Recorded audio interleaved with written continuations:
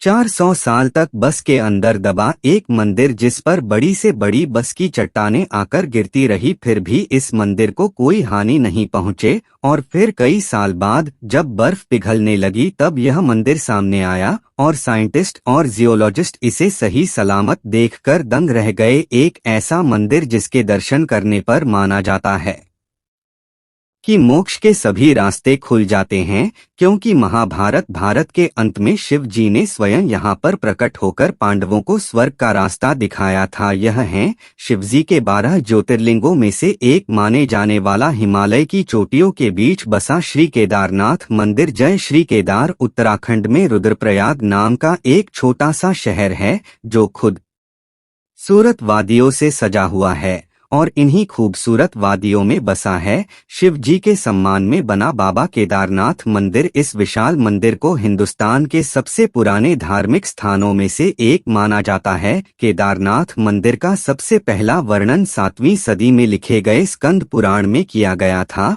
और यह इस बात को दर्शाता है कि यह मंदिर कितना पुराना है। समुद्र के तट से 3584 मीटर ऊपर बसा यह मंदिर एक 6 फीट के ऊंचे पत्थर के प्लेटफार्म पर बना है और यहाँ पर आपको सबसे पहले शिव जी के वाहन नंदी जी की पत्थर से बनी हुई एक सुंदर सी मूर्ति दिखाई देगी। नंदी महाराज के ठीक सामने है मंदिर का मुख्य भाग, जिसमें एक बड़ा सा बनाया गया है, जिसके बीचों बीच है मंदिर का गर्भगृह, जिसमें बसा हुआ है एक पिरामिड शेप का शिवलिंग। और ऐसा शिवलिंग आपको कहीं देखने को नहीं मिलता। बर्फीले पहाड़ों के बीच बसे इस मंदिर से कई हैरान कर देने वाली बातें जुड़ी हुई है। कहा जाता है कि इस मंदिर का पांडवों ने बनाया था। मान्यता के अनुसार महाभारत के युद्ध में गुरु और अपने भाइयों का वध करने के बाद पांडव खुद को अपराधी मानने लगे थे, पापी मानने लगे थे और फिर युद्ध के बाद उन्होंने कई वर्षों तक हस्तिनापुर पर राज किया। पर जब इतने समय बीत जाने के बावजूद उनके मन को शांति नहीं मिली तो वह अपनी समस्या का समाधान ढूंढने के लिए ऋषि वेदव्यास के पास जा पहुँचे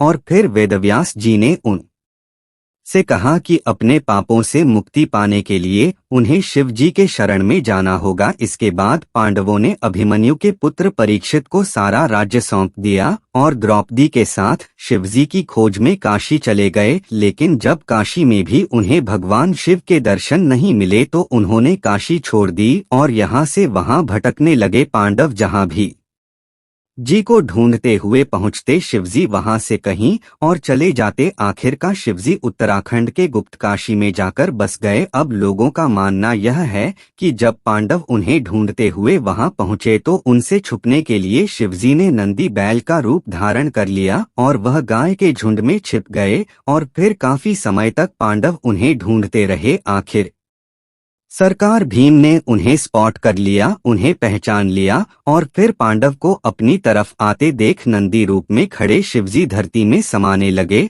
और उन्हें रोकने के लिए भीम ने उनके पीठ के एक हिस्से को पकड़ लिया और वही हिस्सा धरती से बाहर रह गया। वह हिस्सा एक पिरामिड शेप के शिवलिंग में बदल गया और आज बाबा केदारनाथ मंदिर में हम इसी शिवलिंग की पूजा करते हैं। पांडवों की निष्ठा देखकर भगवान शिव जी प्रसन्न हुए और उनके सामने प्रकट हुए। उन्होंने पांडवों को माफ कर दिया और स्वर्ग प्राप्ति का रास्ता भी बताया। इसके बाद पांडवों ने शिव जी का धन्यवाद किया और जिस जगह पर शिवलिंग प्रकट हुआ था वहां उनके सम्मान में एक मंदिर बनाया, जिसे हम आज बाबा केदारनाथ मंदिर के नाम से जानते हैं। कहते हैं कि जब शिवजी का बैल रूप धरती में समाया था तब उस बैल का मुख रुद्रनाथ में, जटा कल्पेश्वर में, बुझा तुंगनाथ में और नाभि मदमहेश्वर में प्रकट हुई थी और इसीलिए केदारनाथ के साथ इन 4 स्थानों को मिलाकर पंचकेदार कहा जाता है। वैसे ही केदारनाथ मंदिर के ओरिजिन से और भी कई सारी कहानियां जुड़ी हुई है।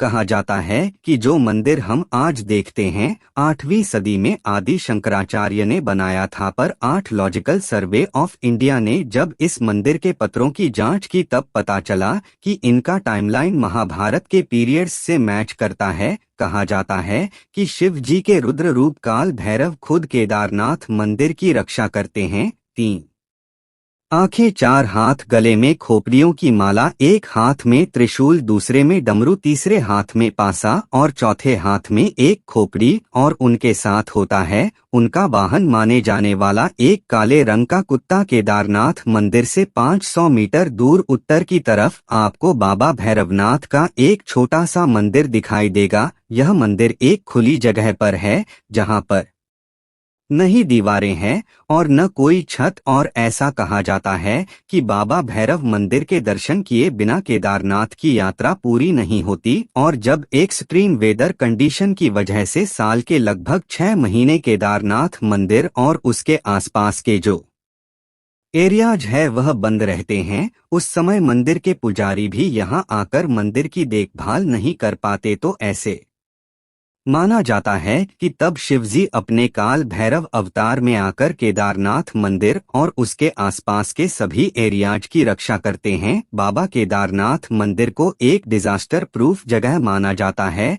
13वीं सदी से 17वीं सदी के बीच एक ऐसा समय आया था जब ऊंचाई पर बसे कई माउंटेन रेंज और उनके सराउंडिंग एरियाज पूरी तरीके से बर्फ से ढक गए थे, और फिर बर्फ के बड़े बड़े पत्थर और चट्टानें यहाँ गिरती रहती, और इस वजह से इन एरियाज में काफी नुकसान भी होता था। जब यह बड़ी बड़ी चट्टानें घरों और इमारतों पर गिरती तो वह जगह पर ढेर हो जाते। इस पीरियड को मिनी आइस एज भी कहा जाता है, और लगभग 400 साल तक चले इस मिनी आई एज ने कई सारी इमारतों को थे कर दिया था। पर जब यह पीरियड खत्म हुआ तब सामने आया कई हजारों साल पुराना केदारनाथ मंदिर जो आज भी उतनी ही मजबूती से खड़ा है। Wadia institute of Himalayan geology के रिटायर्ड प्रोफेसर रविंद्र कुमार चौधरी की दीवारों को स्टडी किया, और उन्हें दीवारों पर कुछ येलो लाइन दिखाई दी जो बता रही थी कि बस की कई सारी चट्टानें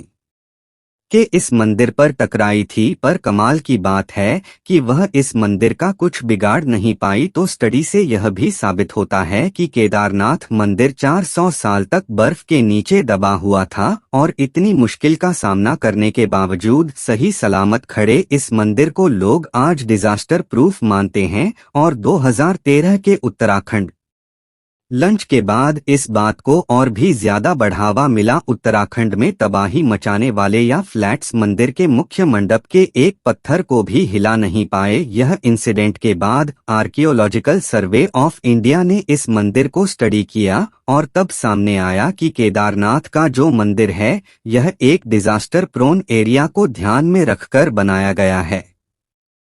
मंदिर के पत्थरों को आपस में जोड़ने के लिए इंटरलॉकिंग टेक्निक्स का इस्तेमाल किया गया है। इस टेक्निक में पत्थरों को आपस में फंसाकर एक मजबूत जोर बना दिया जाता है ताकि बड़े से बड़ा एक्सटर्नल फोर्स भी इसे अलग न कर सके। लेकिन सबसे कमाल की बात यह है कि सोर्सेस के अनुसार इंटरलॉकिंग टेक्निक्स को हेल्दी फिशर पेज ने अली 19 में डिस्कवर किया था, पर हमारे पूर्वजों ने कई सदियों पहले बनाए इस मंदिर के कंस्ट्रक्शंस में इस टेक्निक का इस्तेमाल किया था। तो क्या उनके पास पहले से ही इसका ज्ञान था, इसकी नॉलेज थी? जहां एक तरफ मंदिर का एडवांस आर्किटेक्चर हमें हैरान कर देता है, वहीं दूसरी तरफ इस मंदिर के डिजास्टर प्रूफ होने की वजह एक विशाल और रहस्यमय पत्थर को माना जाता है। जून 2013 में उत्तराखंड में आई तबाही मचाने वाले फ्लैट ने पूरे राज्य को हिलाकर रख दिया था। कई सारे बड़े पत्थर और चट्टानें पहाड़ों से केदारनाथ की बस्ती पर आ गिरे। इन चट्टानों ने केदारनाथ मंदिर के इर्द गिर्द बसे होटल्स और धर्मशाला को तहस नहस कर दिया। पर केदारनाथ का मुख्य मंदिर और उसके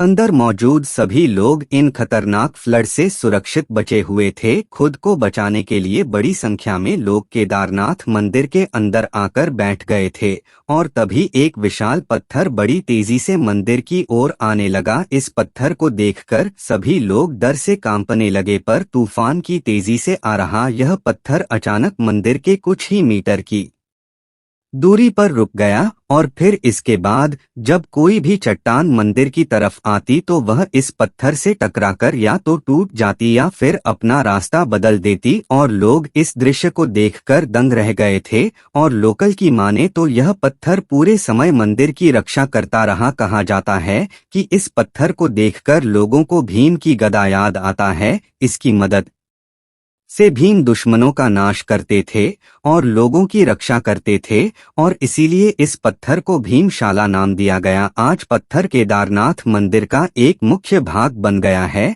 और मंदिर के साथ साथ लोग इस पत्थर की भी पूजा करते हैं। पर जरा सोचिए कि क्यों यह पत्थर केदारनाथ मंदिर से कुछ ही मीटर की दूरी पर आकर रुक गया। क्या सिर्फ ये कोइंसिडेंट है या फिर एक चमत्कार? भीमशिला पत्थर की कहानी आज भी एक गहरा राज है।